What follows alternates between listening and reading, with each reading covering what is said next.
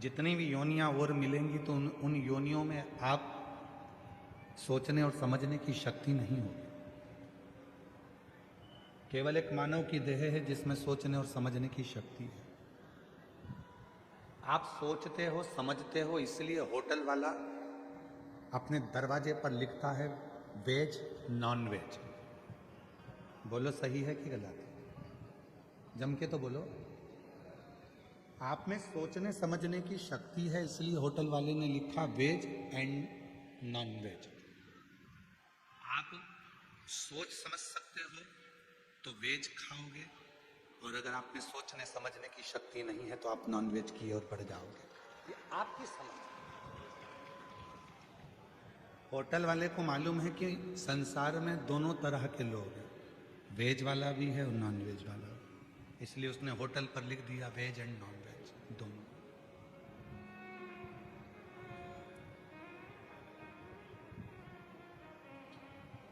एक शादी का मंडप भी है, शादी करोगे। एक अदालत भी है तलाक करने के।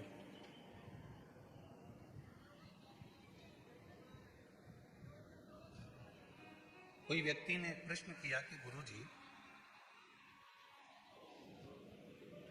ये तलाक, ये अदालत, अभी अभी तलाक के केस चालू हुए कुछ सालों से, क्या पहले तलाक नहीं होता था? तो हम उनसे कहते हैं कि पहले तलाक की जरूरत ही नहीं पड़ती थी।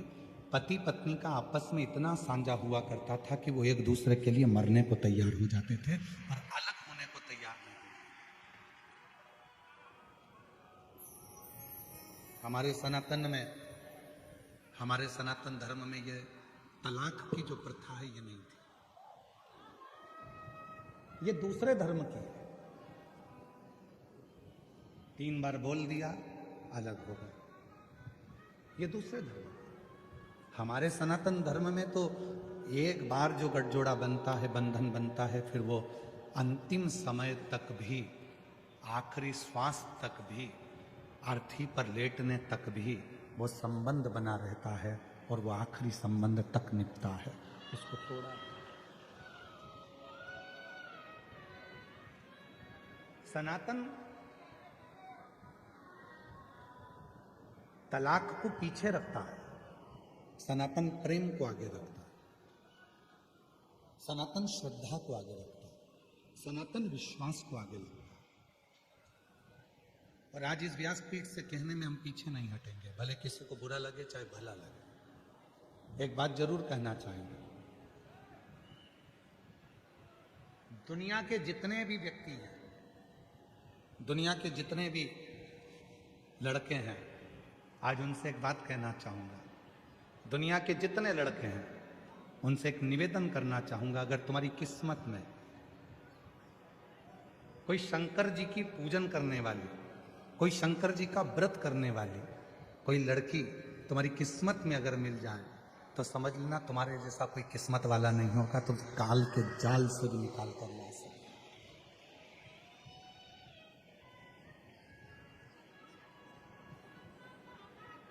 परसों के दिन एक पत्र पढ़ा था, यहाँ पर एक भाई बहन आए थे जिसको डॉक्टर ने कह दिया था कि ये प्राण निकल चुके हैं, बॉडी घर ले जाओ। आप लोग उनका देखे भी थे, परसों के दिन की घटना। उस भाई ने कितना सुंदर बात कही। उसने कहा गुरुजी, ये मेरी पत्नी शंकर की भक्त है, इसलिए मुझे वो यमराज की कैद से भी वापस लेकर आ गई।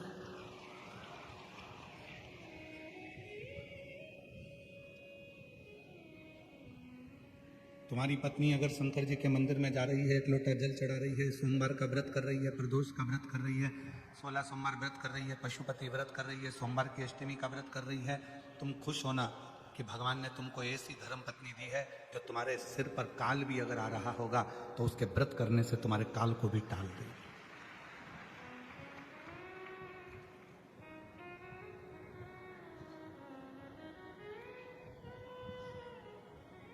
बहुत सारे, एक कहाँ के वकील थे आशीष, एक वकील जो अपने को मिले थे हाई कोर्ट के, कहाँ के थे? महाराष्ट्र। एक सूरत में एक वकील मिले थे, पति और पत्नी दोनों वकील। हाई कोर्ट के वो वकील हैं, गवर्नमेंट। जब वो हमसे मिलने के लिए आए तो हमने उनसे पूछा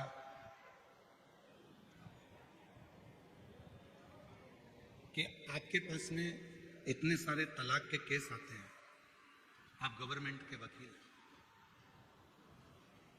उसमें कितने लड़कियां ऐसी हैं जो शिव की आराधना करती हैं और उनको तलाक लेना पड़ रहा है। वो हाई कोर्ट का वकील सूरत के कहते हैं, मैं पूछता हूं क्योंकि मैं खुद शंकर का भक्त हूं, तो मैं लड़के से भी पूछता हूं क्या तुम शिव की पूजन करते हो? और ये बात हमने सूरत की कथा में भी कही है, अगर हो तो वो वकील का फोटो भी आपको मिलेगा उसमें। लड़की से भी पूछते हैं, वो वकील कहते हैं हमने लड़की से भी पूछा कि आप शिव की पूजन करते हो? तो कहा गुरुजी, जो लड़की शिव को एक लोटा जल चढ़ाती होगी, जो बेटी जो बेटा शंकर से लगाव रखता होगा, उसका जिंदगी में कभी तलाक नहीं हो सकता, क्योंकि वो शिव से इतना प्रेम करते हैं और शिव प्रेम परोसते हैं।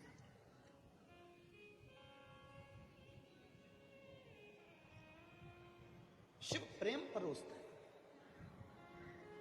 दुनिया के लोग कहते हैं 33 कोटि देवी देवता में सबसे ज्यादा प्यार इन देवता का, कोई कहता है उन देवता का प्यार, पर उन्होंने भी प्यार देखा नहीं है। शंकर जैसा प्यार और माता पार्वती जैसा प्यार दुनिया में कोई नहीं कर सकता। जो एक जन्म नहीं 51 जन्म माता पार्वती ने केवल शिव के लिए लिए, और शंकर जी अपनी अर्धांगिनी के लिए कोई दूसरी शादी नहीं करे तो पार्वती के जन्म का इंतजार करते रहे कि सती शरीर छोड़ी है, जन्म लेगी, पार्वती बनकर आएगी, पार्वती उमा बनकर आएगी, वो बनकर आएगी तो मैं उसको अपनाऊंगा, बाकी का किसी को नहीं अपनाऊंगा। इसको प्यार कहते हैं, इसको प्रेम कहते हैं।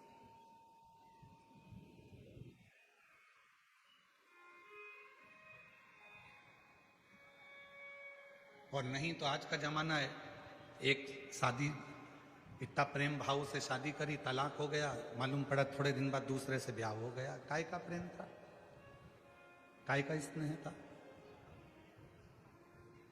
महाराज, प्रेम जब अनंत हो गया, रोम रोम संत हो गया। प्रेम जब अनंत हो गया, रोम रोम संत हो गया।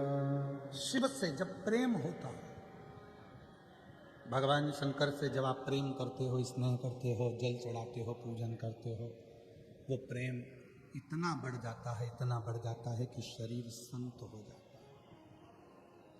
फिर कोई भेद नहीं रहता, फिर कोई विवाद नहीं रहता, फिर आपस में कोई क्लेश नहीं रहता, फिर कोई झगड़ा नहीं रहता।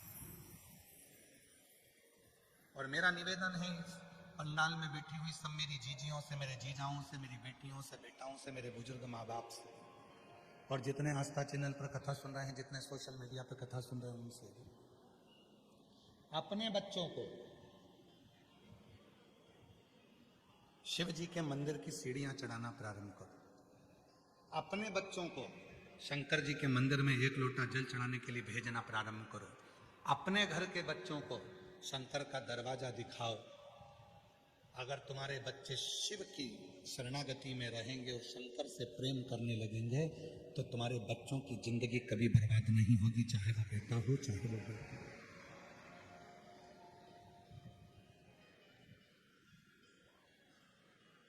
शिव विश्वास देता।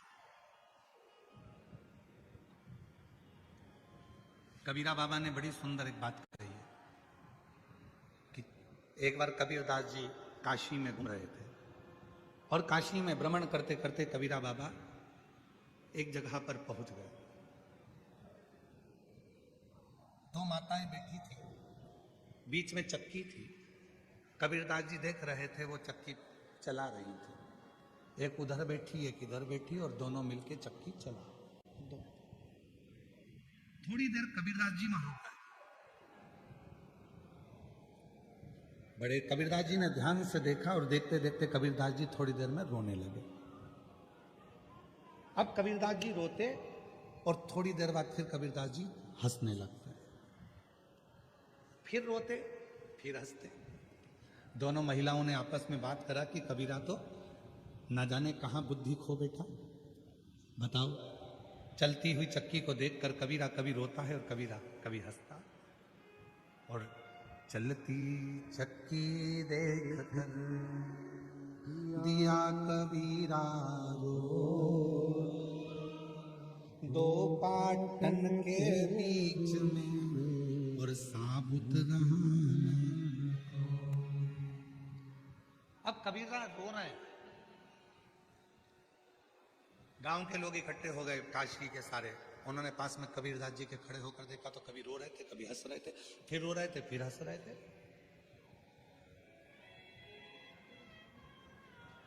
अरे कबीरा, कबीरा को हिलाया, क्या हुआ क्या? चलती चक्की देखी नहीं थी कभी जिंदगी में? कबीरदास जी ने कहा चक्की तो बहुत देखी थी पर जो आज देखी वैसी कभी नहीं देखी थी। तो कहा आज चक्की में क्या देख लिया? कबीरदास जी बोले चक्की में देखा कि गेहूं के दाने अंदर जाते हैं और वो चक्की चलती है और सबको पीस कर आटा बना देती है, इसीलिए रो रहे हो? हाँ। तो फिर हंस क्यों रहे हो?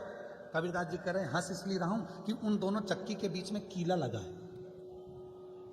दाने चक्की के दोनों पार्टों में जाते हैं तो पिस कर आटा बन जाता है, और दाने जो कीले के पास में चिपक जाते हैं वो पिसते नहीं हैं, वो वैसे की वैसे ही रह जाते हैं, वो कीला। और चलती चक्की देख कर दिया कबीरा रो,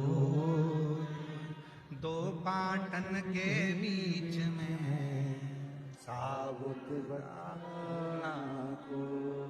फिर कहा कि वो कीला, तो कहा चलती चक्की देख कर और दिया कबीरा हंस, दो पाटन के बीच में और दाने रह गए फंस।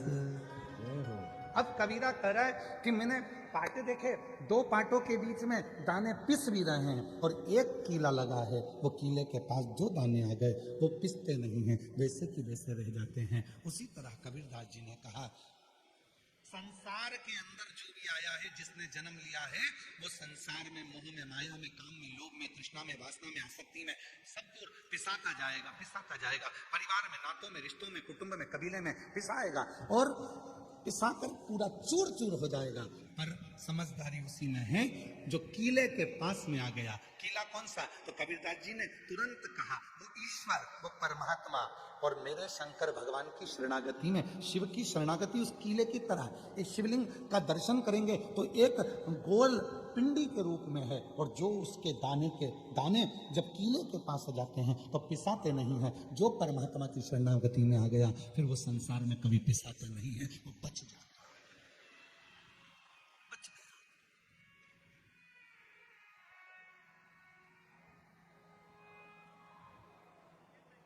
भेजो अपने बच्चों को मंदिर तक, भेजो अपने बेटा बेटी को कि शंकर जी को एक लोटा जल चढ़ा। बेटियां कहेंगी मम्मी टाइम नहीं मिलता ऑफिस से, मम्मी पढ़ाई से, मम्मी इस काम से।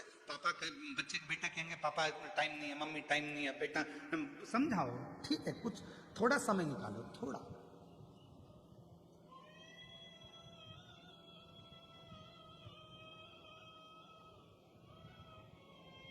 जब व्यक्ति बीमार होता है, एक्सीडेंट होता है, वेंटिलेटर पर पड़ा रहता है, उसके घर में पैसा भी होता है, रिश्तेदार भी होते हैं, खाने के लिए भी होता है। पैसे लगाने वाले अटैची भर के पैसे रखते हैं, डॉक्टर से कहते हैं तुम्हें जितना पैसा लगाना लगा पर मेरे व्यक्ति को जिंदा कर दो, मेरे व्यक्ति को अच्छा कर दो। उसको जो लगे, मैं कर्जा कर लूंगी, कर्जा ले दूंगी, मैं अपनी रकम बेच दूंगी, मैं अपनी जायदाद बेच दूंगी, पर इसको अच्छा कर दो डॉक्टर साहब, इसको अच्छा कर दो। मकान गिरवे रख दिया, जमीन गिरवे रख दी, गहने गिरवे रख दिए, बच्चे दिन रात काम करते रहे उस व्यक्ति को ठीक करने के लिए। पर याद रखना, पैसा दवाई खरीद सकता है, पैसा पलंग खरीद सकता है हॉस्पिटल का, पैसा वेंटिलेटर खरीद सकता है, पर पैसा श्वास नहीं खरीद सकता। श्वास बढ़ाने की जवाबदारी तो वो प्राणपति परमात्मा भगवान शिव की ही है। धड़कने, श्वास कितनी देना है, कितनी प्रदान करना है, उसकी जवाबदारी उसकी है।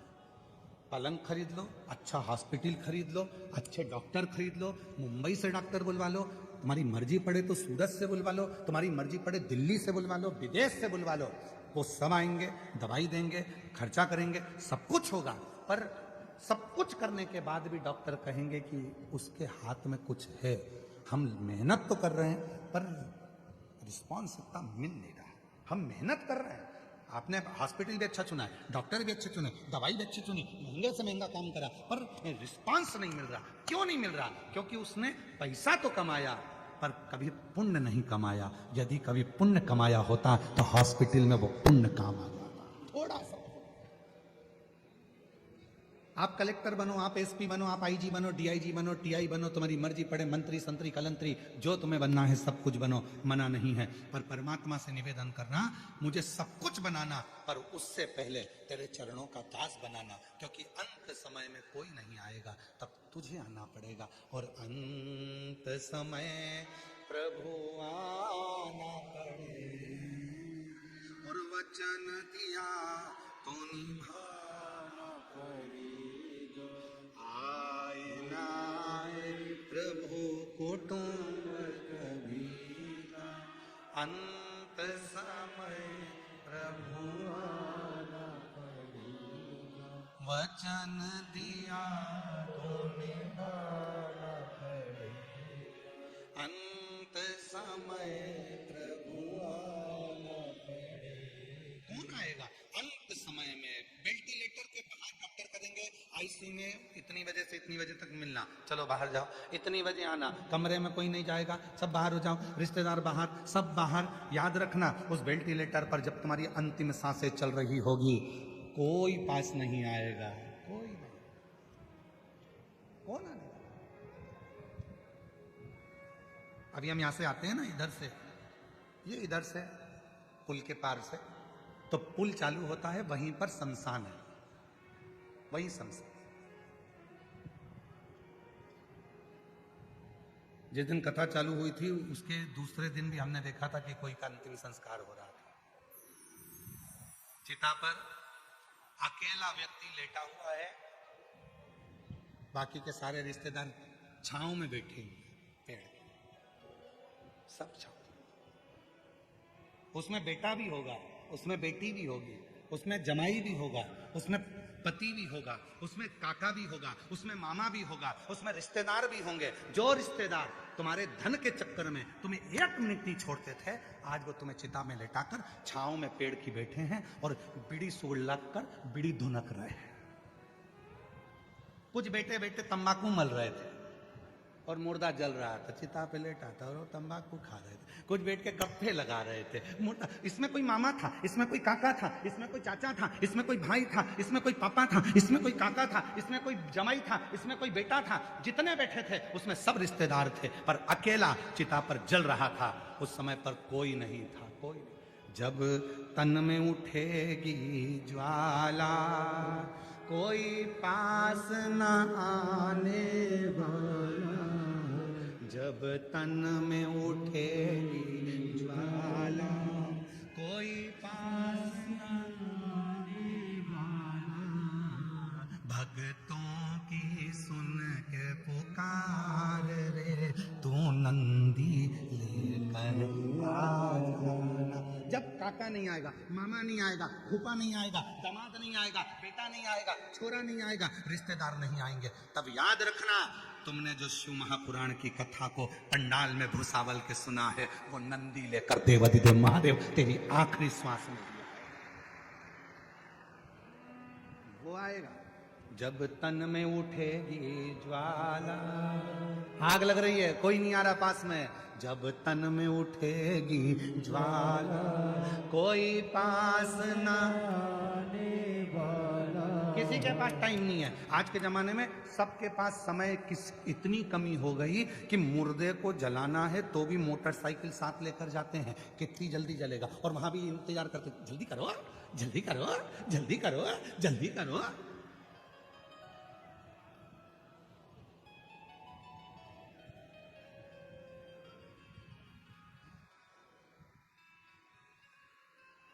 सब धरा का धरा पे, धरा की धरा रह गए। कौन है?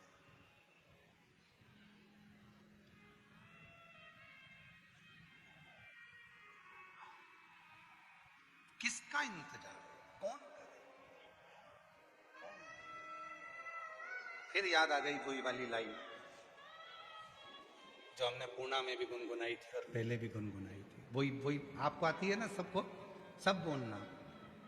और भीड़ में तन्हाई में प्यार की गहराई में मुझे तुम याद आती हो, मुझे तुम याद आती हो। बहुत उलझ गए संसार सागर में, रिश्तों में, नातों में, कुटुंब में, कबीले में कोई नहीं आएगा। तब भीड़ में तन्हाई में प्यास की गहराई में मुझे तुम याद आती हो, मुझे तुम याद आती हो। कब याद आएगा परमात्मा? कब याद आएगा तुम्हारा एक लोटा जल? कब याद आएगी तुम्हें शिव महापुराण की कथा? जब तुम्हें उलझन आती है तब शिव याद आता है, जब तुम्हें तकलीफ आती है तब शिव याद आता है, जब तुम बहुत तकलीफ में अड़ जाते हो तब पड़ोसन से जाकर पूछते हैं क्यों वो सीहोर वाले महाराज ने वो बताया था, वो कैसे करना चाहिए। तब तुम्हें याद आएगा कि शिव पुराण में मैंने ये सुना है, शंकर की कथा में मैंने ये स्मरण किया है, शिव की कथा में मैंने ये सुना है, मुझे तुम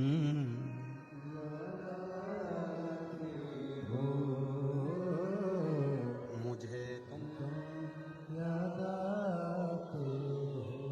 एक लड़की है 7 साल की, जन्म से चल नहीं पाई, जन्म से बोल नहीं पाई, जन्म से सुन नहीं पाई, जन्म से समझ नहीं पाई।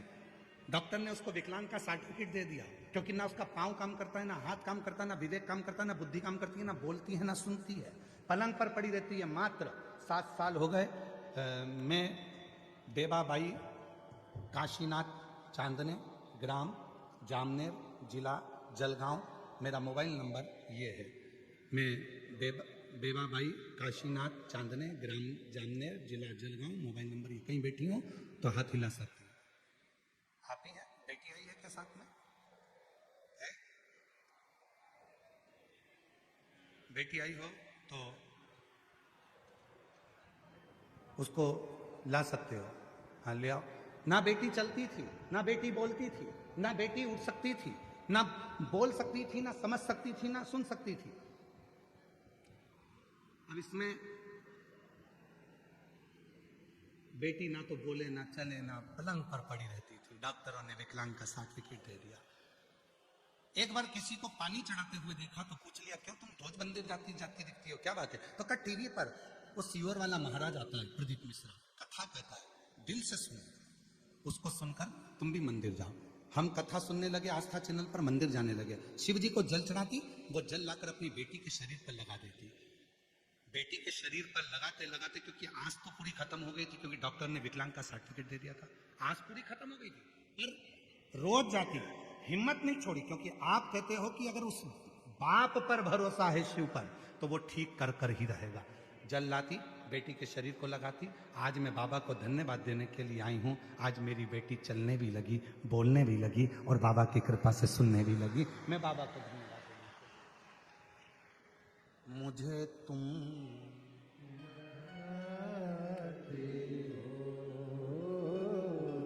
मुझे अब मेरी बेटी, गुरुजी अब पत्र देखिए, अब वहां बोलने लग गई, चलने भी लग गई और सुनने भी लग गई। गुरुजी मेरी बेटी को भुसावल के कथा पंडाल में लेकर आई हूं, बाबा पर मुझे पूरा भरोसा था, मेरे बाबा ने ठीक किया।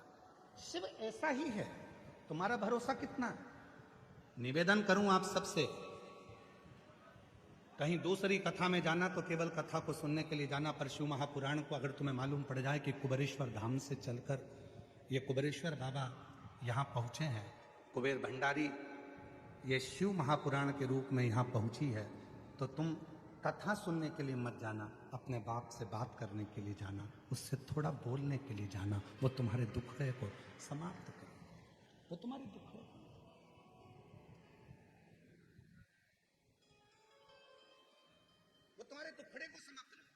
पलंग पर से नहीं उठी, जो कभी बोल नहीं सकी, जो कभी चल ना सकी, जिसका शरीर ही काम ना करे, जिसको विकलांग का सर्टिफिकेट दे दिया जाए, वो कैसे चलेगी, कैसे बोलेगी, कैसे सुनेगी? उस परमात्मा पर करो भरोसा, उस पर।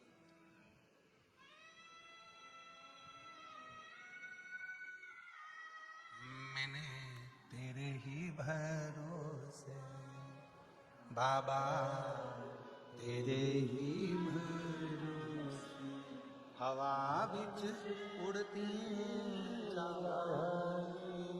बाबा, डोर हथो छलीला कटी।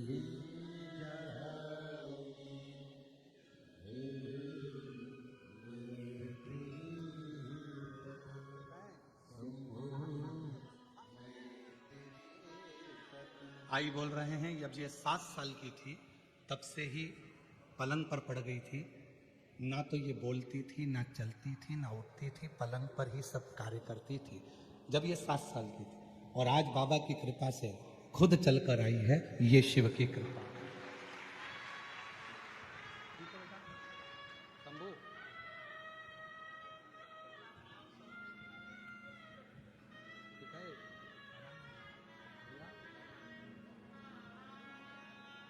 7 साल की जब अवस्था थी, हाँ हम सोचे 7 वर्ष की, 7 वर्ष की जब अवस्था थी तब से पलंग पर पड़ी, 7 वर्ष। और आज कितनी खुशी होगी जब भले अवस्था बढ़ गई पर चलना फिरना चालू हो गया, बोलना प्रारंभ हो गया। दुनिया की कितनी बड़ी खुशी उसको प्राप्त हुई होगी, जरा विचार करिए। एक बहन ने तो ढोल भेजी है मेरे को, ढोल।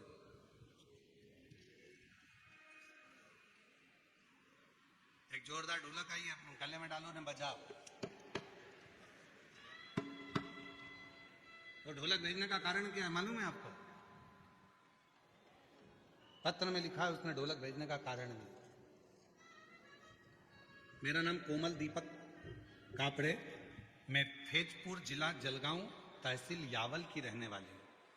मेरी शादी को कई साल निकल गए थे, गर्भ नहीं ठहरता था। जितने लोग मिलते थे वो केवल मुझे अपशब्द कहते थे, ताना देते थे, और पूरे मोहल्ले में मेरे लिए गली गलत बात कहते थे। इसे ढोलक पीट पीट के कहते थे कि ये तो बांझ है, इसको औलाद नहीं हो सकती। इसलिए आज व्यासपीठ पे ढोलक चढ़ा रही हूं, क्योंकि मेरे बाबा ने मेरी गोदी भर दी और मुझे मां बना दिया, इसलिए ढोलक चढ़ा रही हूं। लोगों ने ढोल पीटा था कि ये कभी मां नहीं बन सकती, ढोल। अब हम भी ढोल पीट रहे हैं, अब तो बन गई।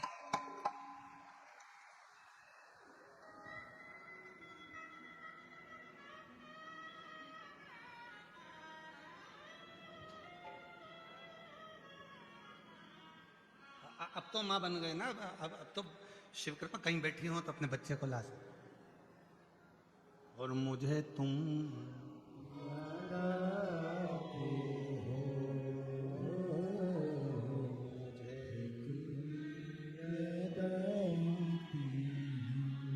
नहीं, वो शिव है, वो शंकर है, वो ओघड़दानी है।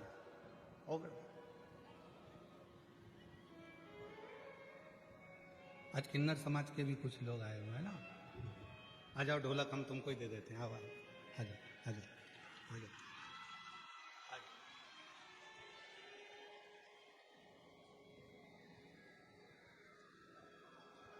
पधारो पधारो। शिव जी के परम भक्त हैं। प्रथम सृष्टि में किन्नरों की सृष्टि का गुणगान शिव महापुराण में मिलता है।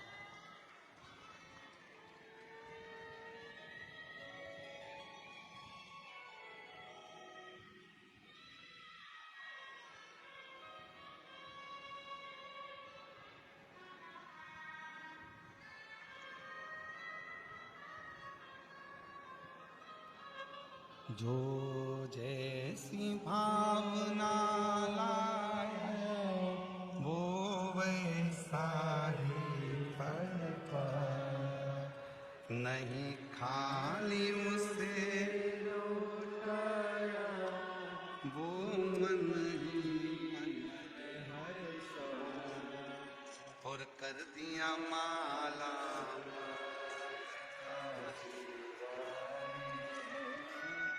लुटा दिया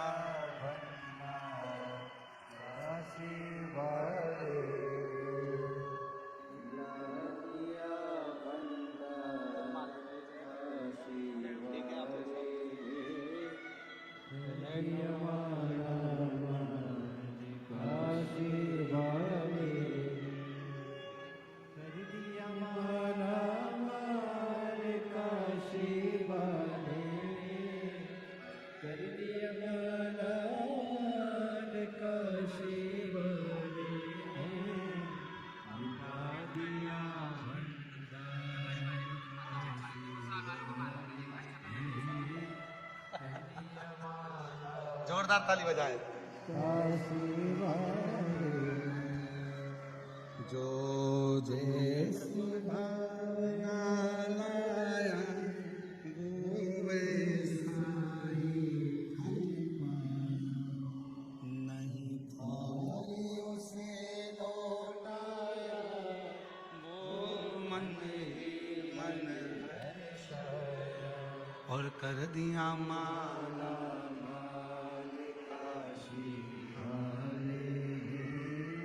लुटा दिया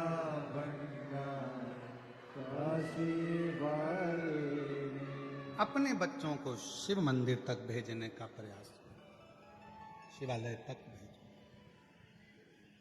जब घर के बच्चे शिव मंदिर तक जाएंगे, शिवालय तक जाएंगे, शिवालय तक पहुंचेंगे, तो याद रखना वो बच्चे फिर कभी जिंदगी में किसी दूसरे के आगे उनको हाथ फैलाने की जरूरत नहीं पड़ेगी। शिवालय शिव तत्व में उनको रमने दो। शिव तत्व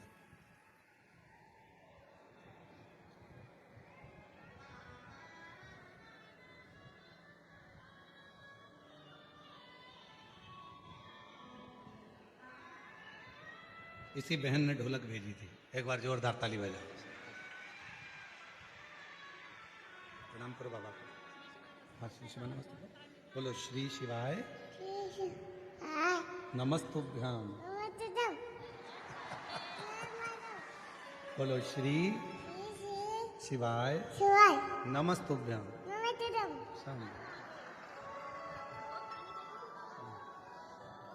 जी कह रही है, इतना ताना देते थे गुरुजी, लोग अब शब्द कहने में पीछे नहीं हटते थे।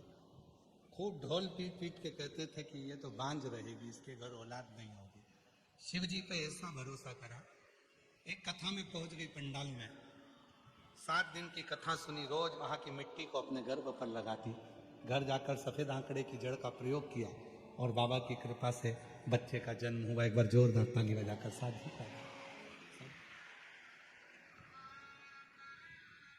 विश्वास, एक भरोसा, और जब भरोसा और विश्वास दृढ़ होता है तो शिव को मिलने में देरी नहीं होती। शिव मिलता है।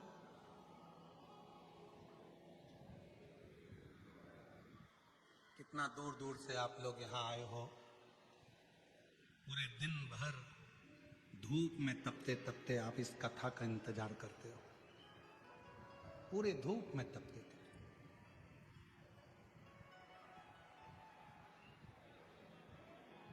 इस मन को परमात्मा तक लगाने का प्रयास करते हो कि कैसे भी शिव हमारे मन की बात को सुने, श्रवण धारण,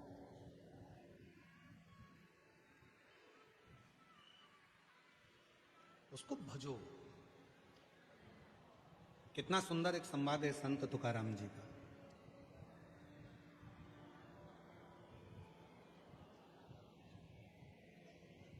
और आप लोगों तो भुसावल नगर के हो, ताप्ती पुराण में माँ ताप्ती के तट पर भुसावल की बड़ी महत्वता आई है। उसमें कपिलेश्वर महादेव का वर्णन बड़ा सुंदर आया। माँ ताप्ती के तट पर कपिलेश्वर महादेव में आप लोग गए दर्शन करने? हाथ तो उठाओ, किस किसने दर्शन करें? करें सब लोगों ने? रखो। वो कपिल मुनि जो भगवान शंकर के परम उपासक हैं,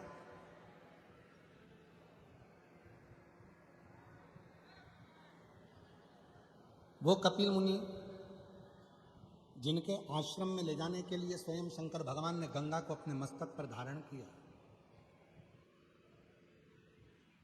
वो कपिल मुनि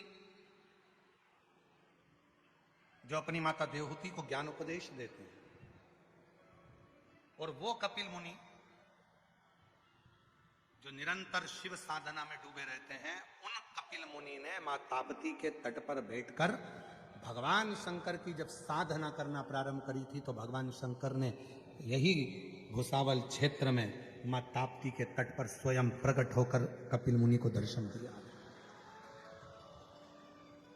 वो कपिलेश्वर महादेव आज भी विराजमान है भुसावल नगर में, भुसावल क्षेत्र में। भुसावल से शायद थोड़ी ही दूरी पर कुछ किलोमीटर पर ही ताप्ती के तट पर ही उनका स्थान है। ताप्ती पुराण में इसका वर्णन है, ताप्ती पुराण में इसका वर्णन आता है, ताप्ती परिक्रमा में भी इसका वर्णन आता है। तो जरा विचार करिए कि भुसावल की भूमि कोई साधारण भूमि नहीं है। यदि भुसावल नगर को देखा जाए तो दुनिया में भुसावल को यदि केवल देखा जाए तो भुसावल के चारों कोने में चले जाओ, चारों दिशा में चले जाओ, भुसावल के चारों कोने में, जैसे भारत भूमि के चार कोने पर चार पीठ बने हुए हैं, चार कोने पर चार देवस्थान बने हुए हैं, इधर रामेश्वर है, उधर बद्रीनाथ है, उधर द्वारका है, उधर जगन्नाथ है, उसी तरह जैसे इधर केदारनाथ है। तो ये जैसे चार स्थान अलग अलग भारत की भूमि को सुरक्षित रखते हैं, वैसे भुसावल की भूमि को भी भगवान शंकर के चार ऐसे प्राचीन मंदिर भुसावल के चार कोने में हैं, जहां पर भुसावल को सुरक्षित रखते हैं।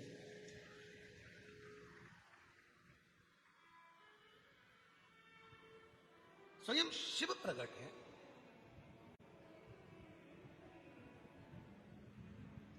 अब उसको साधो, उसको जानो, और जो जान गया वही श्रेष्ठ है। संत तुकाराम जी का बड़ा सुंदर एक प्रसंग आता है, संत तुकाराम जी का बड़ा सुंदर। संत श्री तुकाराम जी बैठे हुए थे अपने कीर्तन आनंद में, और भगवान देवादिदेव महादेव मां पार्वती के साथ, मां जगतजननी जगदम्बा के साथ, मां आद्य शक्ति पार्वती के साथ में भगवान देवादिदेव महादेव विराजमान।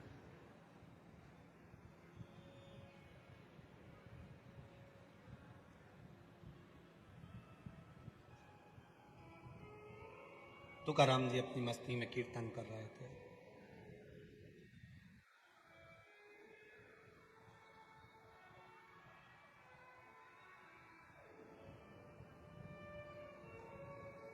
भगवान देवादिदेव महादेव पार्वती के साथ में विराजमान थे।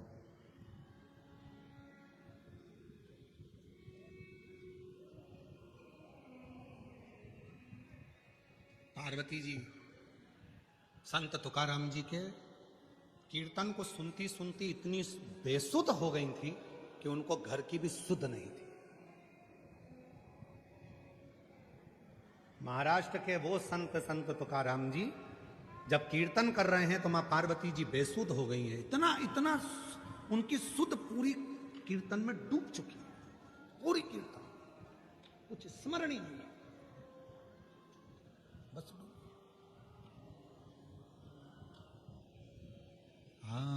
विठला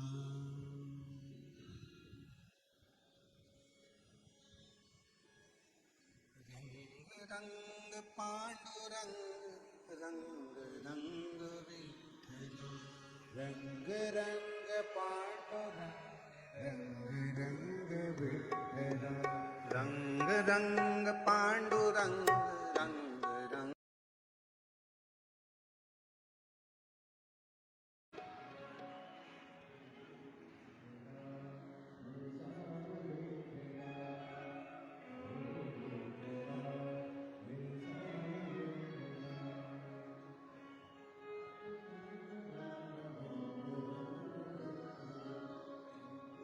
रुक्मणी समेत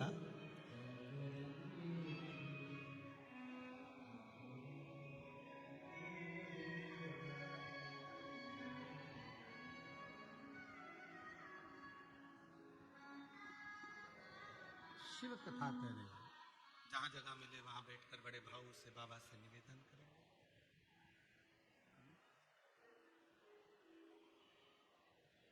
बाबा को अपने मन का भाव कहें।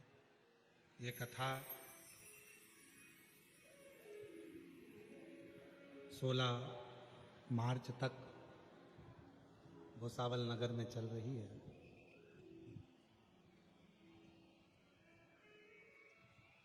बहुत गर्मी पड़ रही है। मन में आता है कभी कभी कि दिन में कथा की जगह यदि यही कथा सुबह सुबह बाज दे तो।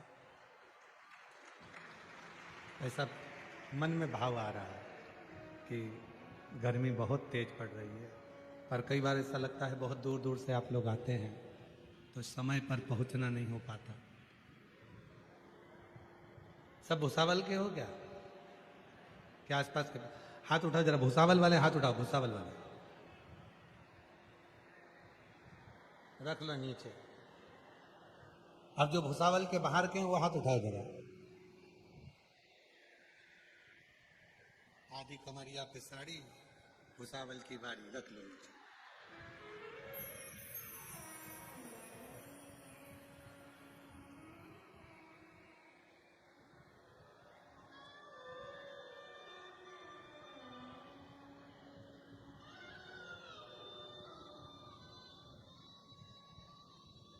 ये कथा 16 मार्च तक दोपहर में 2 बजे से 5 बजे तक भुसावल नगर में चल रही है।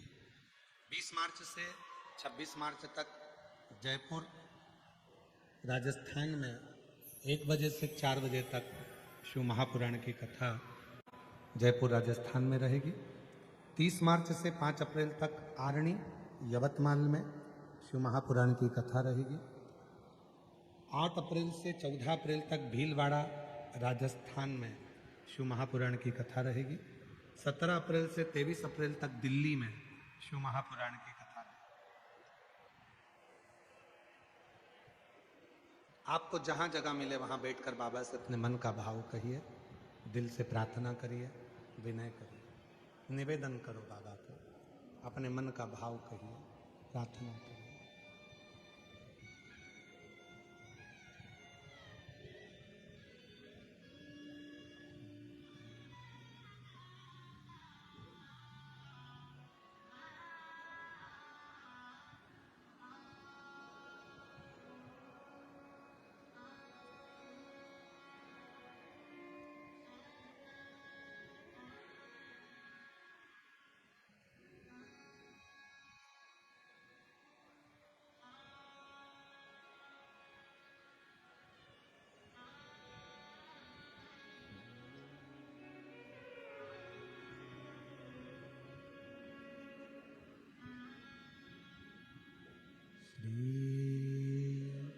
शिवाय नमस्तु।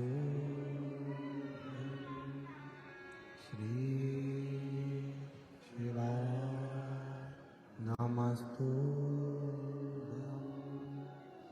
श्री शिवाय नमस्तु। श्री शिवाय नमस्तु। श्री शिवाय नमस्तु। भोला सब दुख काटो, ओ भोला सब दुख काटो। शिव शंकर जपो तेरी माला, भोले बाबा जपो तेरी माला। भोला सब दुख काटो, ओ भोला सब दुख काटो। वेश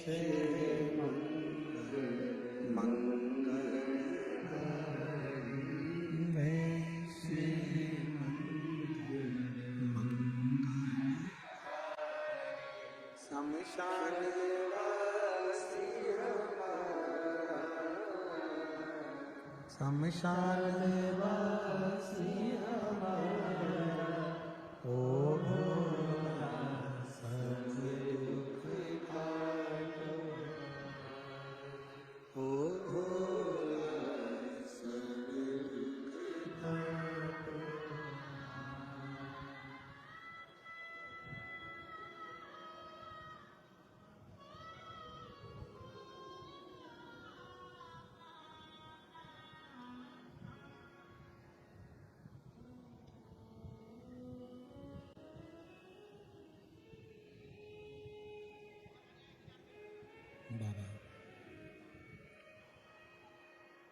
देवदिदेव महादेव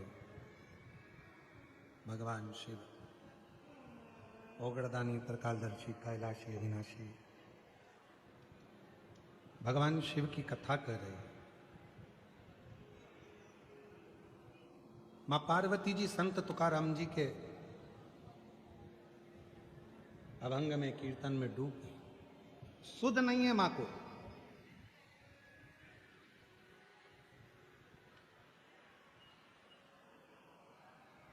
नंदी ने अपने गले में पड़े हुए घंटे का नाद किया तो भी पार्वती जी की सुध नहीं बनी।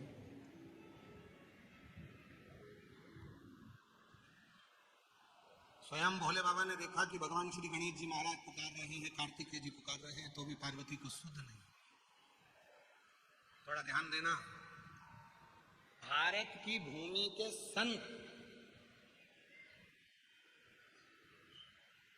संत तुकाराम जी जब कीर्तन करते थे तो स्वयं ब्रह्मा और विष्णु महेश भी शुद्ध भूल जाते थे। ऐसा कीर्तन ऐसा कीर्तन हमें आपको और हमको तो गौरव होना चाहिए, और सबसे ज्यादा गौरव तो महाराष्ट्र के लोगों को होना चाहिए कि संत तुकाराम हमारे महाराष्ट्र के वो संत जब कीर्तन करते थे तो मां आद्य शक्ति मां जगत जननी पार्वती शुद्ध भूल जाती, उनकी ध्यान नहीं रहता।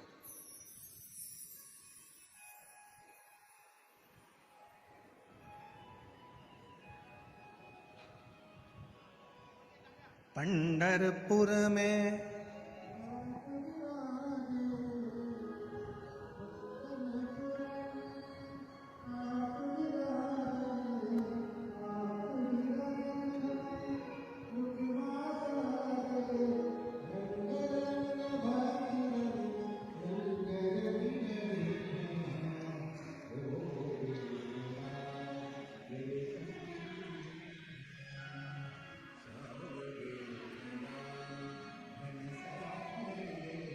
संत तुकाराम जी जब भजन गा रहे हैं, माता का शुद्ध नहीं है, मां पार्वती जी शुद्ध बोली। भगवान भोलेनाथ जी ने डमरू का नाद किया तब पार्वती जी की शुद्ध गई। उठी, शिव जी के पास पहुंची। आज बाबा भोलेनाथ जी के पास पार्वती तो जाकर बैठी ही थी, इतनी देर में भगवान श्री हरि का आगमन हो गया।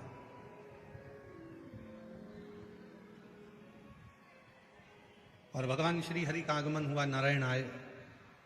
शिव जी ने भेंट करी भगवान नारायण से। पार्वती जी के चेहरे पर एक अलग सी चमक थी। कहते हैं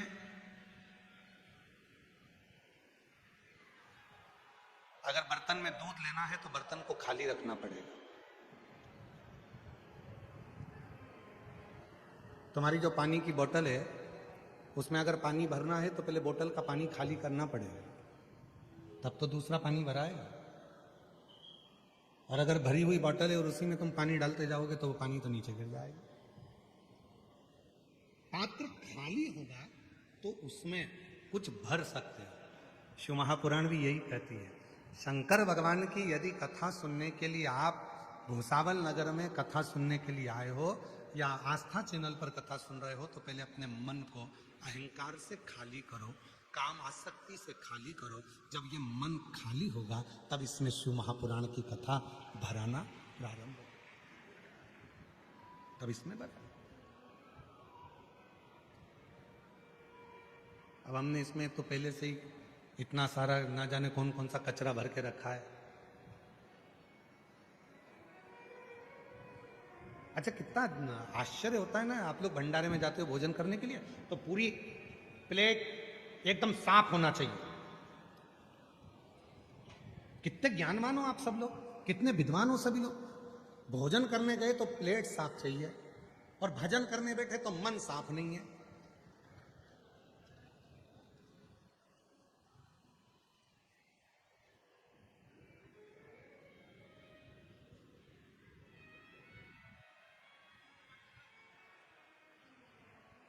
आप लोगों में से कितने लोग हैं जिनको कच्ची रोटी अच्छी लगती है? किसी को कच्ची रोटी अच्छी लगती है क्या? नहीं। कच्चा सीरा, कच्ची पूरनपोली जम के तो बोलो नहीं। जब तुम्हें कच्ची रोटी पसंद नहीं है, जब तुम्हें कच्चा सीरा पसंद नहीं है, जब तुम्हें कच्ची पूरनपोली पसंद नहीं है, तुम्हें कच्चा बड़ा पाव पसंद नहीं है तो भगवान को भी कच्चा भगत पसंद नहीं है, इसको पक्का चाहिए, एकदम मजबूत पक्का। ये मेरा है, पका हुआ है। सब त्याग कर व्यर्थ की बातों में रहो, परिवार में, कुटुंब में, नातों में, रिश्तों में, सबके साथ रहो, पर मन उस ईश्वर में लगाकर अपना कार्य पूर्ण करो। रहो।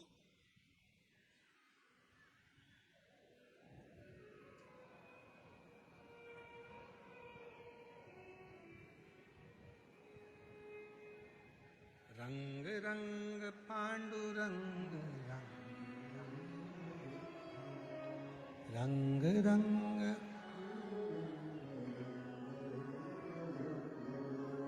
भगवान की भक्ति करने के लिए शिव महापुराण की कथा कहती है, पात्र को खाली रखो, मन को साफ रखो। जब मन साफ होगा तो भगवान की अविरल भक्ति अपने आप आपके हृदय में प्रवेश करती चलेगी। भगवान नारायण आ गए, शिव जी से मिले, भगवान शंकर भी नारायण से मिले। तब पार्वती माता के चेहरे पर बड़ी सुंदर प्रसन्नता थी और एकदम चेहरा पार्वती जी का उज्जवल हो रहा था, एकदम पार्वती जी का चेहरा बहुत चमक रहा था। तो भगवान नारायण ने पूछ लिया कि बाबा, आज तो माँ जगत जननी जगदम्बा बड़ी अलग सी दिख रही है, बहुत अलग नजर आ रही है। भजन का, सत्संग का, कीर्तन का, कथा का असर आपके चेहरे पर दिखना चाहिए, तुम लगे कि लगा। शिव महापुराण की कथा सुनकर जब यहां से जाओ और तुम्हारी बहुएं या तुम्हारे घर के लोग तुम्हें देखकर कहें आज अम्मा कुछ बदली बदली दिख रही है, तो समझो कि कथा का असर हुआ। नहीं तो मालूम पड़े यहां से जाते से चाय बना दे, मम्मी दूध खत्म हो गया, ओ राम गई थी जब तो फ्रिज में 2 किलो रख के गई थी, कौन तू पी गई? अब बताओ कथा का क्या असर हुआ?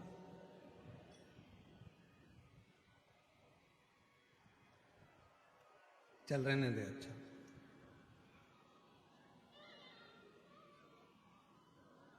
असर भी तो दिखे कथा का। एक रात का समय था, एक पुलिस वाला चौराहे पर ड्यूटी कर रहे थे, 2-4 पुलिस वाले खड़े थे। अब उसमें एक रात को एक व्यक्ति बैग लेकर आया। अब वो बैग लेकर आया तो बैग लेकर जा रहा था, पुलिस वालों को लगा कि चोर है, उनको लगा कि चोर है। उन्होंने रोका, रुक, बैग में क्या है बताते हैं। अरे वही तो पूछ रहा हूं, बैग में क्या है बताते हैं। तो पुलिस वाला बोला बताते हैं, बताते कर रहा है, बताना, बताते हैं ना। अब वो बार बार बताते हैं, बताते करे तो पुलिस वाले को गुस्सा आ गया, उसने गाड़ी में बिठाया, थाने ले गया। थाने में ले जाकर टीआई किस काट दी, सर इसको बहुत देर से पूछ रहे हैं बैग में क्या है, तो एक ही बात कहता है। तो टीआई ने भी पूछा क्या है तेरे बैग में, बताते हैं। अरे बैग में क्या है बताते हैं ना। अब इतने में पुलिस वाले को, टीआई को भी गुस्सा आ गया, उसने तुरंत कांस्टेबल से किया चल इसका बैग खोल। जो बैग खोला तो उसमें से बतासे निकले, बतासे। इतने में टीआई ने कहा इसमें तो बतासे। इतने में वो बोला मैं तो तब से बोला बताते हैं, बताते हैं, बताते हैं। इतने में टीआई बोला कांस्टेबल से थोड़ा तोत रहा है, इसको घर छोड़िए। अब बोल रहा था बतासे हैं पर निकल रहा था बताते हैं। तो कई बार ऐसी स्थिति बन जाती है कि हम कथा तो सुनते हैं, हम भजन भी करते हैं, हम कीर्तन भी करते हैं, हम मंत्र जाप भी करते हैं, हम नाम जाप भी करते हैं, हम भगवान का स्मरण भी करते हैं, उसके बाद भी हम भगवान की भक्ति जैसे हो ही नहीं पाते, हम वो भक्ति जैसे रम ही नहीं पाते, हम अपने स्वभाव को वैसा बना ही नहीं पाते। जैसा हमारा स्वभाव होना चाहिए वैसा हमारा स्वभाव बन ही नहीं पाता, वैसा स्वभाव। पर शिव महापुराण की कथा कहती है, भगवान शंकर का चरित्र कहता है, शिव तत्व कहता है।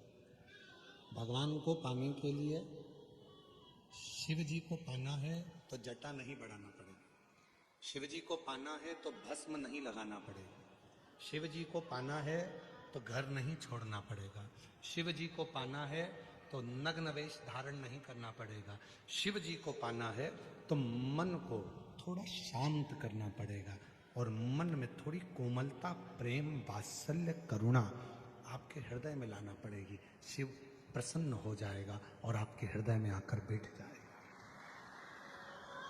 आपके हृदय में आकर। चेहरे पर दिखना चाहिए कि सत्संग का असर कितना हुआ।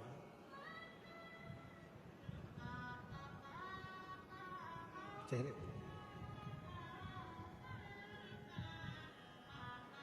शादी होती है तो लड़की का चेहरा अलग दिखता है और लड़के का चेहरा अलग दिखता है।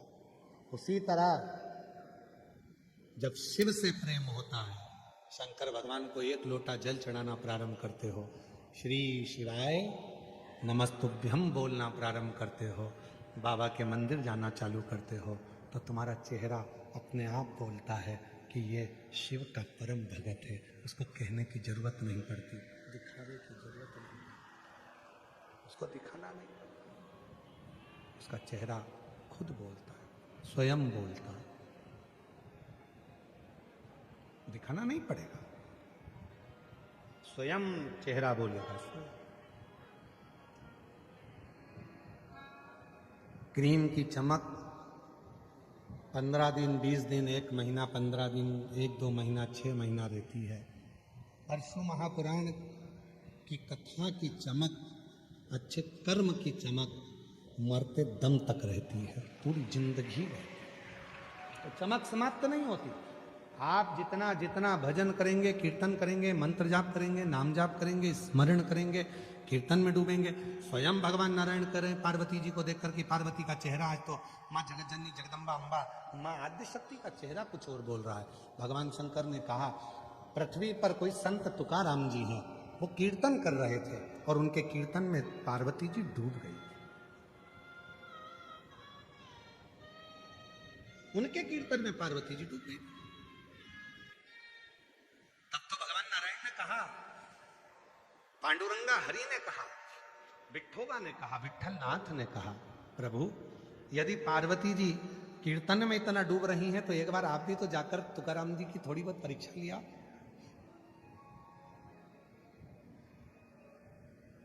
जाओ जरा परीक्षा लेने के लिए।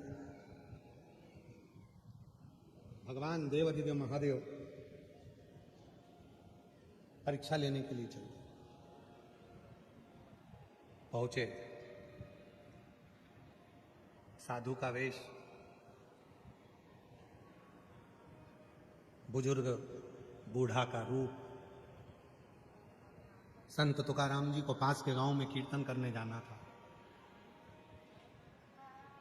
ना कोई मृदंग बजाने वाला है, ना कोई मंजीरा बजाने वाला है, अकेले संत तुकाराम जी सबको निमंत्रण दिया है, मृदंग वाले तुम भी आना, मंजीरा वाले तुम भी आना। और संत तुकाराम जी जैसे ही बैठे, ना मृदंग वाला आया न मंजीरा वाला आया, क्योंकि शिव को परीक्षा लेना था। तब तुकाराम जी ने हाथ जोड़कर विठ्ठल पांडुरंगा से कहा, ना तो वो मंजीरा वाला आता है, ना वो मृदंग वाला आता है, कीर्तन होना है, तेरा कीर्तन तुकाराम कभी नहीं गाया है, तेरे कीर्तन को तूने ही गाया है, तो आज मृदंग भी तू ही बजाएगा, मंजीरा भी तू ही बजाएगा और कीर्तन भी तू ही गाएगा।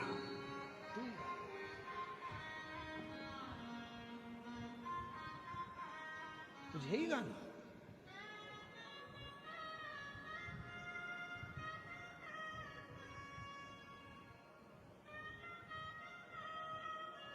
महाराज जब ये मन की, वो कहते हैं ना, मन की तिजोरी में जब राम नाम श्याम नाम कीर्तन के मंत्र रूपी हीरे, देहाची तिजोरी भक्ति चाच ठेवा, उघड़दार देवा आता उघड़दार देवा। जब हृदय की तिजोरी में भगवान के मंत्र विराजमान होते हैं तो सुख होता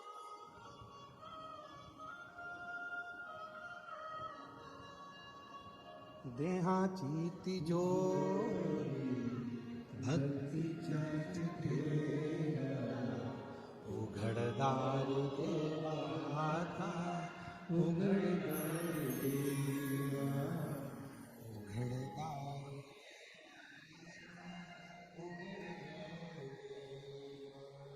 भगवान मृदंग बजा रहे हैं,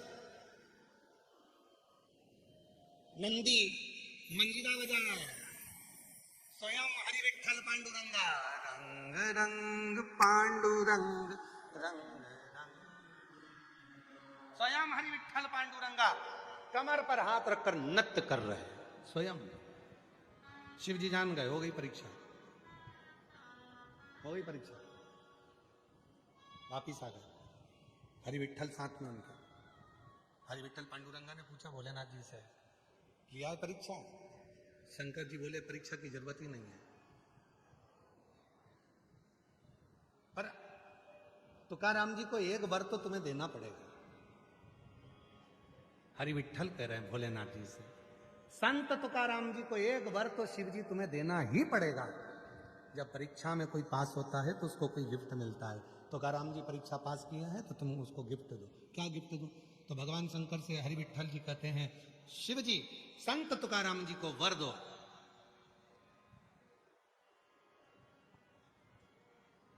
कि संत तुकाराम जी जिन अभंग को गाए, संत तुकाराम जी जो पद गाए, जो कीर्तन गाए, वो बेलपत्र की तरह एकदम हल्के कोमल श्री नारायण हरि पांडुरंगा विठ्ठल के मस्तक पर सजते चले जाए, सजते चले। वर दिए, हे तुकाराम जब तुम कीर्तन गाओगे, अभंग गाओगे, तुम्हारे वो कीर्तन बेलपत्र की तरह हल्के होंगे। इसीलिए शायद जब तुकाराम जी से कई लोगों ने ईर्ष्या रखी, पंढरपुर में ईर्ष्या रखने के बाद संत तुकाराम जी से कहा, तुम कहते हो तुम्हारे अभंग भगवान नारायण ने लिखे, विठुआ ने लिखे, पांडुरंगा ने लिखे, तुम कहते हो कि तुम्हारे अभंग, तुम्हारे ये कीर्तन जब भगवान ने लिखे हैं तो उठाओ इन अभंग को डाल दो नदी में, पानी में डाल दीजिए। संत तुकाराम जी की परीक्षा ले रहे थे, ले गए, क्योंकि संत तुकाराम जी को मालूम था कि भगवान शंकर ने कहा ही ये तो बेलपत्री की तरह हल्के हैं, तो संत तुकाराम जी ने पानी में डाल दिया। चले गए, एक कक्ष में जाकर तुकाराम जी बैठ गए, बैठकर हरि विठ्ठल विठ्ठल विठ्ठल विठ्ठल जपने लगे। सारे नगर वालों को लगा कि सारे के सारे अभंग पानी में गल गए होंगे, सारे के सारे कीर्तन पानी में गल गए होंगे, और मालूम पड़ा 8 दिन निकल गए और 8 दिन बाद वही कीर्तन, वही अभंग पानी में से सूखे तैरते हुए बाहर आते हैं और संत तुकाराम जी के पास पहुंच जाते हैं, क्योंकि वो बेलपत्र की तरह सूखे थे। याद रखना, शिव, आपको कल भी कथा में कहा था, परसों भी कथा में कहा था, भगवान शंकर सबसे पहले यदि आपको देते हैं तो सहनशीलता देते हैं। एक होता है वहम और एक होता है अहम, 2 शब्द हैं, और शिव कथा कहती है दोनों में मत रहो, ना वहम में रहो ना अहम में रहो। काहे को फालतू के वहम में पड़े हुए कि ऐसा हो जाएगा, वैसा हो जाएगा, यूं हो जाएगा। कई लोगों को वहम रहता है, दिन भर वहम में पड़े रहते हैं। लड़के को मैंने वहां पुणे पढ़ने भेजा है, कहीं कुछ हो गया तो वहम में पड़ गई। बेटी को पढ़ने के लिए मैं हैदराबाद भेज रही, कुछ हो गया तो वहम में पड़ गई। किसी ने हाथ देख कर कह दिया 4 एक्सीडेंट होंगे। अब तो घर में भी चल रही है तो संभल के चल रही है, और बाथरूम में फिसल गई, पहला ही हो गया, ले वहम में क्यों फंसना, सीधे सीधे चलो। हम तो बाबा के भरोसे चल ना, हम में ना। एक पत्र है, अच्छा है, देखिए।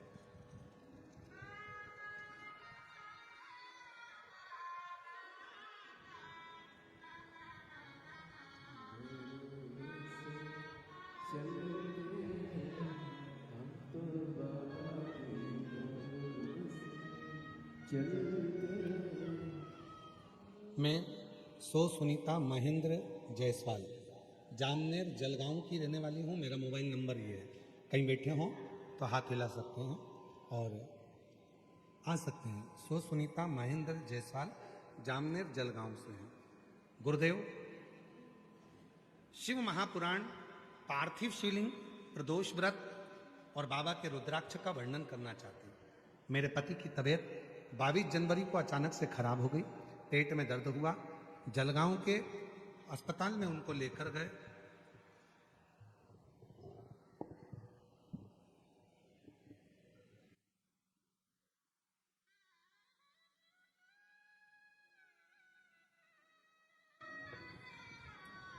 उनको जलगांव के अस्पताल में लेकर गए और जलगांव के अस्पताल में जब दिखाया तो उनका किडनी काम करना बंद कर दिया था।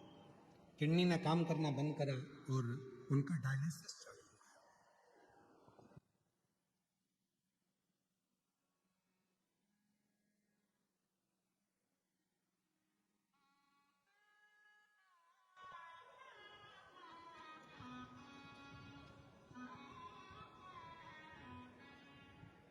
उनको हॉस्पिटल में भर्ती करा, डायलिसिस चालू हो गया।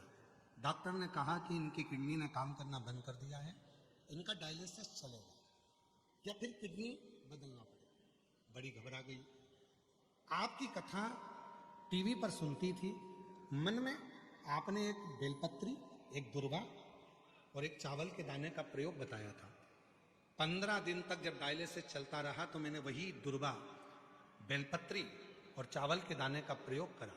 मैंने सोचा मैं भी तो कर देखूं, और जो प्रयोग करना प्रारंभ करा, किडनी ने थोड़ा थोड़ा काम करना चालू करा और बाबा की ऐसी कृपा हुई, आज मेरे पति का एक भी डायलिसिस नहीं होता और बाबा की कृपा से वो पूर्ण तरह से ठीक हो गए। अगला पत्र है,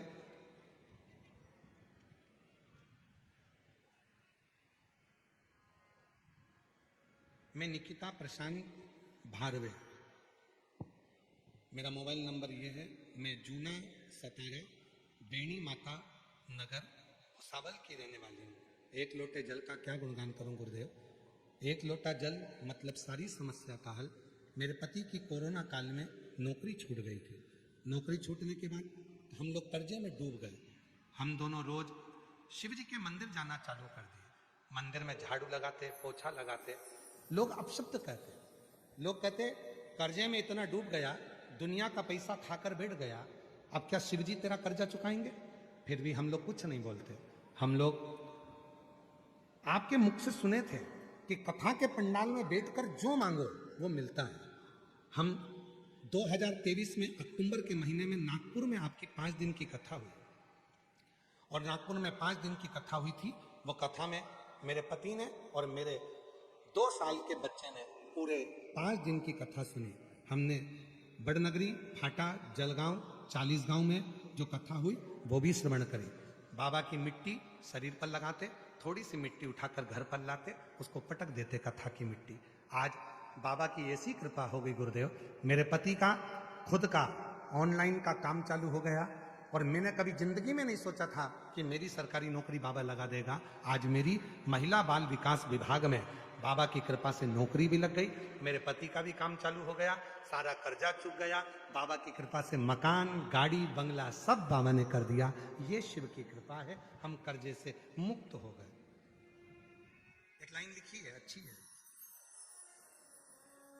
देवता देते हैं पल्ला झाड़ कर और महादेव देते हैं छप्पर फाड़ कर। शिव देता है तो छप्पर फाड़ कर देता,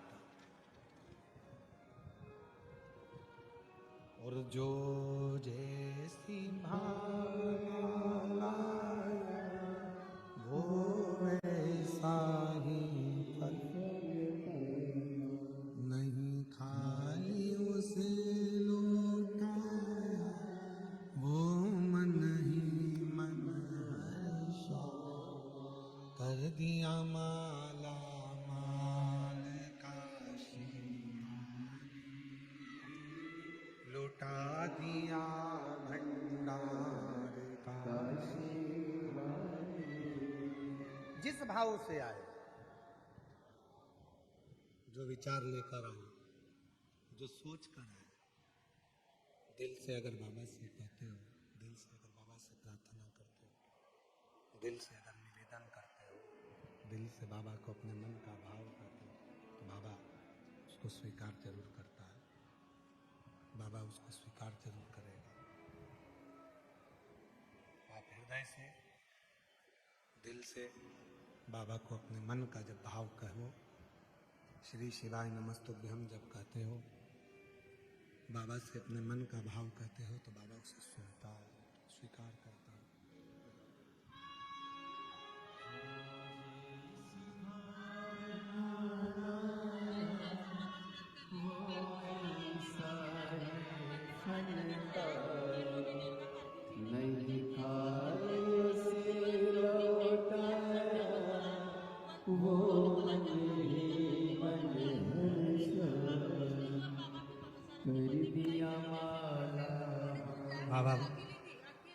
दीदी बोल रही है उनका किडनी, लीवर, पेंक्रिया सब डैमेज हो गया है।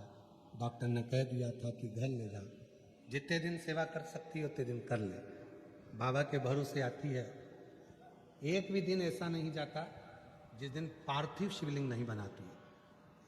जब से डॉक्टर ने कह दिया कि बस इसकी सेवा कर, उम्र नहीं है, तब से बाबा का पार्थिव लिंग बना रही है।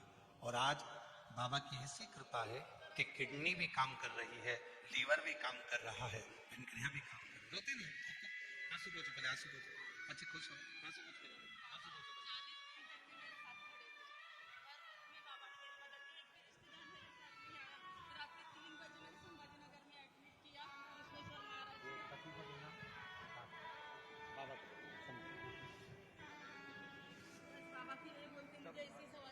बाबा की कृपा, शिव शिव,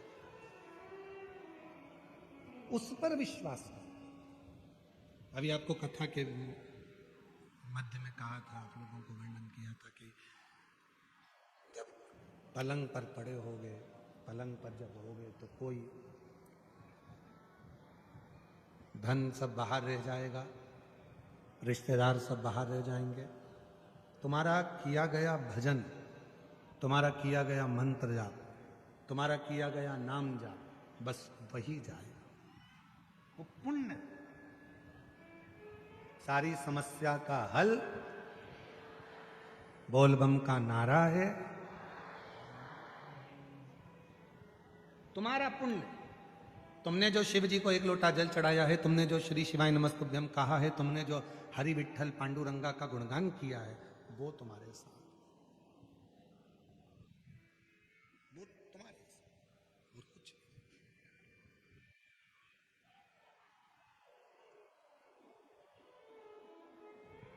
महाराज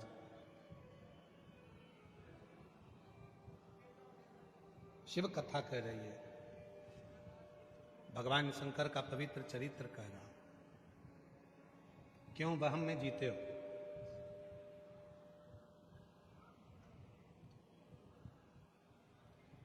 चंद्रदेव का अभिमान चंद्रमा को नीचे गिरा दिया।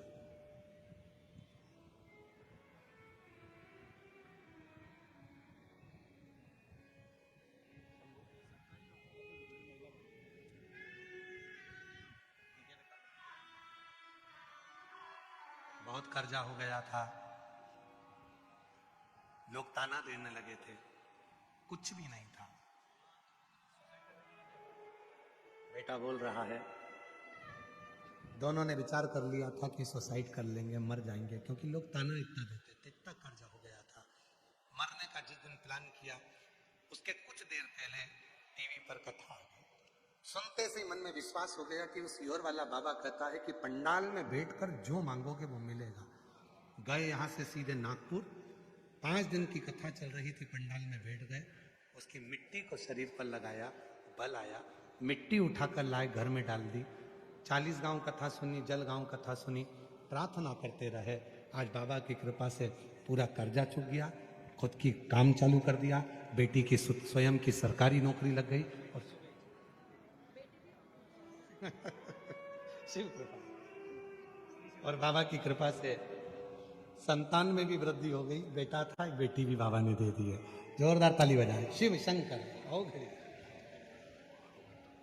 दुनिया के लोगों को लगता है केवल शिव पुराण की कथा है, पर ना ना ना, आप आयो, दिल से प्रार्थना करो, विनय करो, उसको बोलो, उसको हृदय से कहो। 300-400 किलोमीटर की दूरी भी हो तो एक दिन निकालकर बाबा कुबेरेश्वर महादेव की इस पवित्र भुसावल की कथा में, और हम तो जयपुर वालों से भी कहेंगे, आपके जयपुर में जब कथा हो 20 से 26 मार्च, आसपास के जितने क्षेत्रवासी हैं, दिल से बाबा से प्रार्थना करने पंडाल में पहुंचो। 1 बजे से 4 बजे तक उस कथा का रस तत्व ग्रहण करो, देख देख।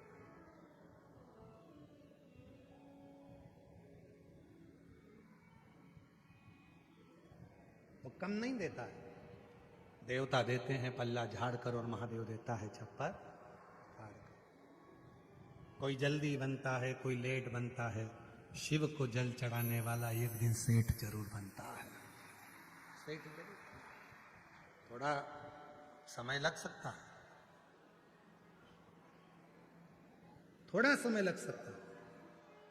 दुनिया ताना देगी, दुनिया गाली देगी, दुनिया का काम है अपशब्द कहना, दुनिया का काम है आपके विल पावर को कमजोर करना, दुनिया का काम है आपको उन्नति की सीढ़ी पर चढ़ते हुए देखकर आपका पांव खींचकर नीचे करना।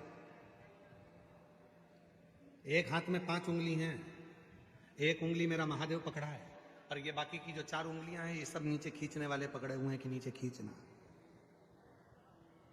लोगों को अपनी गलती नहीं दिखती, दूसरे में बहुत गलती दिखती है। एक पति ने अपनी पत्नी से कहा, सुन आज शाम को मेरा दोस्त भोजन करने आएगा, खाना खाने आएगा। पत्नी ने कहा अच्छा हाँ, ये जो घड़ी रखी है ना इसको छुपा दे, वो जूते रखे हैं ना उसको छुपा दे, वो गुलदस्ता रखा है उसको छुपा दे, वो सामने जो कपड़ा टंगा है ना टी शर्ट उसको छुपा दे। पत्नी ने कहा तुम्हारा दोस्त चोर है क्या, जो तुम कह रहे हो जूते छुपा दे, घड़ी छुपा दे, गुलदस्ता छुपा दे, टी शर्ट छुपा दे, पेंट छुपा दे, तुम्हारा दोस्त चोर है क्या? पति बोला नहीं, वो अपने सामान को पहचानता है। चोर दूसरा नहीं है, चोर खुद है। हम जब दूसरे में गलतियां देखते हैं तो गलती हमारे अंदर इतनी भरी होती है कि हमें उसकी अच्छाई नजर नहीं आती। हम दूसरे को जब अपशब्द कहते हैं तो हमारे भीतर इतना अपशब्द भरा होता है कि हम दूसरे को अपशब्द कहते हैं। चोर कोई दूसरा नहीं, अपन खुद है। अच्छा देखो, श्रेष्ठ देखिए, गलत क्यों देखे? उसको याद करते रहो, मुझे तुम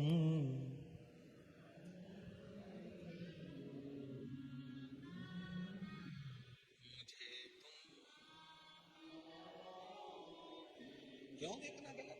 अच्छा देखो, अच्छा विचार करो, अच्छी सोच रखो, अच्छी दृष्टि रखो, अपने आप अच्छा होगा।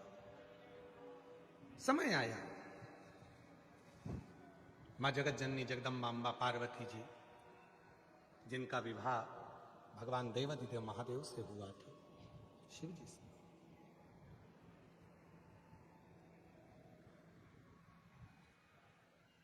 कैलाश लेकर चले गए भगवान शंकर। पार्वती जी कैलाश पर पहुंची, उनका मन नहीं लग रहा। शिव जी ने पूछा पार्वती तेरा चित्त नहीं लगता कैलाश पर? नहीं। क्यों नहीं लगता?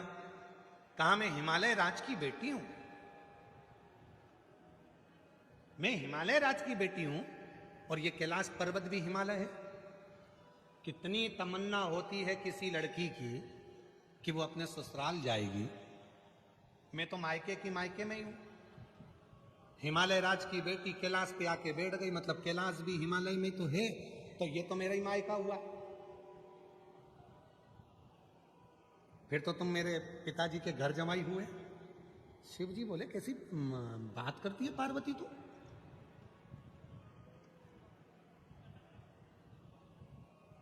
ये तेरा मायका है? हाँ, मुझे ससुराल जाना है। होता है किसी किसी के मन में भाव आ जाता है कि भगवान ऐसा करना कि मेरे घर में मेरी जहाँ शादी हो वहाँ मुझे अच्छा ससुराल। कई बेटियां बेटी, एक लड़की थी, वो भगवान से रोज प्रार्थना करती थी, भगवान जहाँ मेरी शादी हो वहाँ मुझे सास जरूर मिले, भगवान ऐसी कृपा करना मुझे सासू मिले, हे भगवान मुझे सासू मिले। दुनिया की पहली लड़की थी जो सास मांगती थी। आज के जमाने की होती और वो भी भूसावल की होती तो के सास को निपटा देना।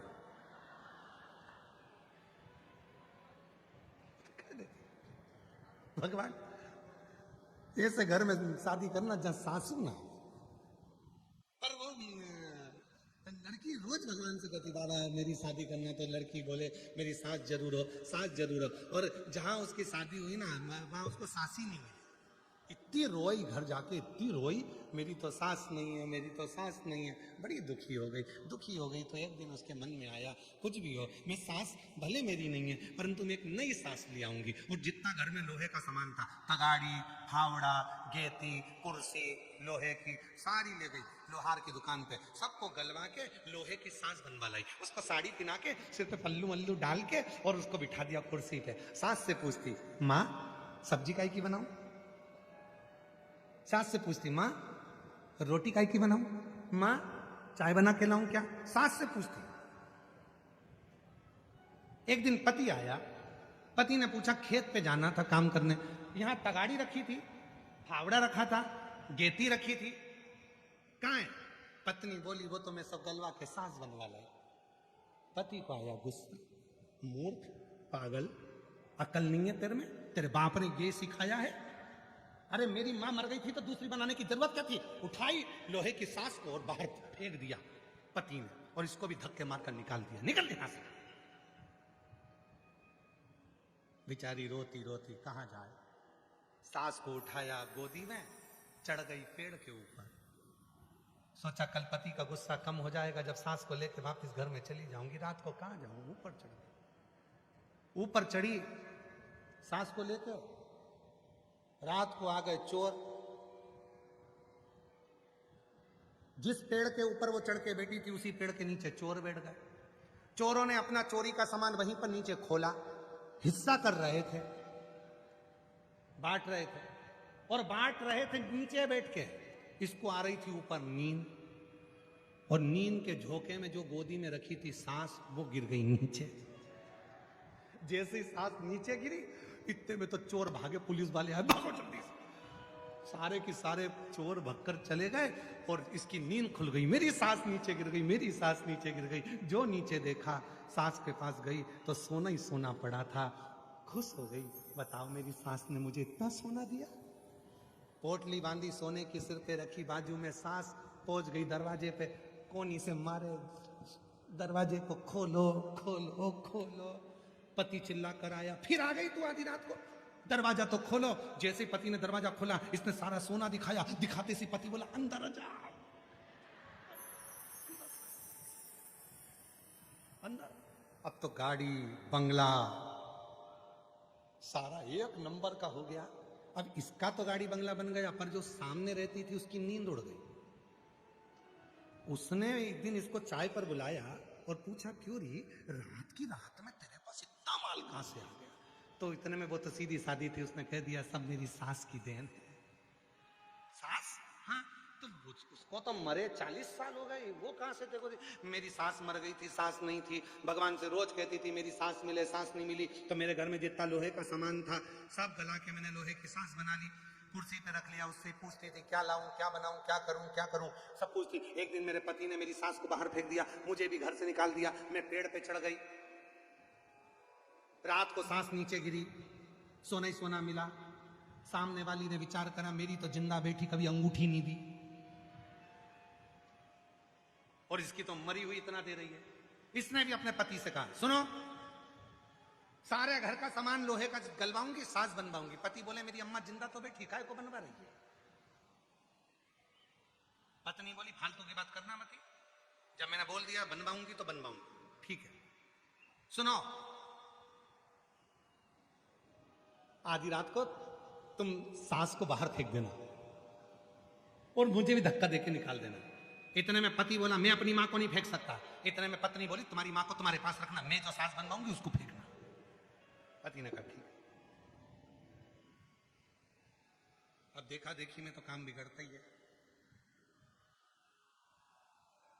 जैसा जैसा उसने बोला वैसा वैसा किया। रात को निकाल भी दिया, पेड़ पे चढ़ भी गई। चढ़ने के बाद सुबह सुबह रात्रि का समय था, चोर आ भी गए, और आने के बाद वो सोना बांटने ही लगे। इतनी देर में जो लोहे की सांस थी वो नीचे गिरी। गिरते से ही इतने में तुरंत चोरों ने विचार करा अभी 1 महीने पहले भी ऐसा ही हुआ था, पुलिस वाले नहीं है, जरूर ऊपर कोई बैठा है। जो देखा तो एक बेटी थी, उसको नीचे उतारा, खूब मारा डपट के, मुंडा लाल, हाथ पैर लाल, और जितने कान में पहनी थी वो भी ले गए, गले में पहनी थी वो भी ले गए।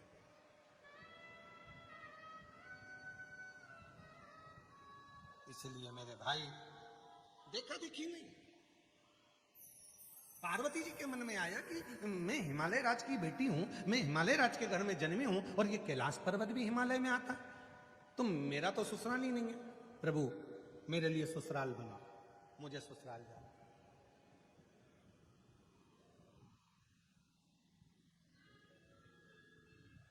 मेरे लिए ससुराल बना। शिव जी ने मन में सोचा अब जिद पर अड़ी हुई है तो ससुराल तो बनाना पड़ेगा। शंकर भगवान ने पार्वती को बिठाया नंदी पर और मेरे ओघड़दानी लेकर चल दिया। पार्वती तुझे जो भूमि समझ में आए उसको तू अपना ससुराल बना ले। और पार्वती जी को नंदी पर लेकर भगवान भोलेनाथ जी चल गए। चले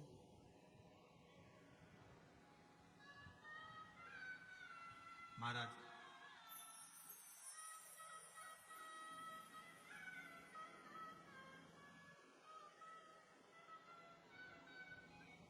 हमारे वो शैलेंद्र भैया बहुत अच्छा एक शिव जी का एक वो डम डम डमरू वाला